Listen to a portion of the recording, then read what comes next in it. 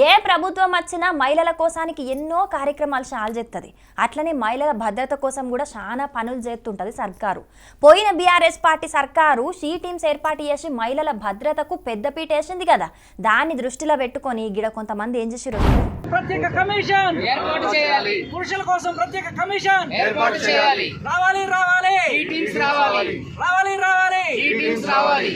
ఈ నినాదాలు ఇనంగానే మీకు ముచ్చటేందనేది సముజయ్యే ఉంటది. ఇప్పుడున్న కాలంలో మహిళలే కాదు మొగోళ్ళు సుతం మస్తు బాధలు పడుతున్నారు కాబట్టి మహిళా కమిషన్ లెక్క మొగోళ్ళ కోసానికి కూడా ఒక కమిషన్ ఏర్పాటు చెయ్యాలి. అట్లనే షీ టీమ్స్ లెక్క హీ టీమ్స్ ఏర్పాటు చేయాలని డిమాండ్ తోని హైదరాబాద్ లో ఇందిరా పార్క్ దగ్గర ఇట్లా నిరసన చేసిండ్రు. మరి హీ టీమ్స్ ఎందుకు పెట్టాలంటున్నారు అన్నా అంటే ఈ టీమ్స్ పెట్టాలని చెప్పేసి మేమందరం లా స్టూడెంట్స్ అందరం కూడా డిమాండ్ చేస్తున్నాము. ఎందుకంటే ఈ మధ్య చాలామంది అమ్మాయిలు అబ్బాయిల మీద రాంగ్ కేసులు పెట్టడం జరుగుతుంది.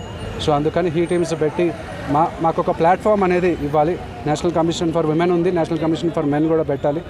ఇట్లాగా ఆ ప్లాట్ఫామ్ పెట్టాలని ఒక డిమాండ్. ఈ అన్న ఓ సినిమా తీద్దామని చెప్పి పెట్టుబడి పెట్టినాక దాన్ని పాత నిర్మాతలు వేరేటోళ్ళకి అమ్మిండ్రని చెప్పి మహిళా లాయర్ ను కలిసిండట. ఆ పరిచయం ప్రేమగా మారి కొద్ది రోజులు ఇద్దరు ప్రేమించుకున్నారట. అటెన్క ఆమె ఈయనను కాదనుడే కాకుండా ఉల్టా ఈయన మీద కేసు పెడితే ఈయన దగ్గరున్న ల్యాప్టాప్ తో నట్టుగా సెల్ ఫోన్లన్నీ సీజ్ చేసిరట పోలీసులు. దీంతోని నౌకరీ కూడా పోయిందట. వేరే లాయర్ల దగ్గరికి పోతే వాళ్ళు సుతం మోసం చేసిండ్రట. దీంతోని ఈయననే ఇప్పుడు ఎల్ఎల్బి చదువుతున్నాడట.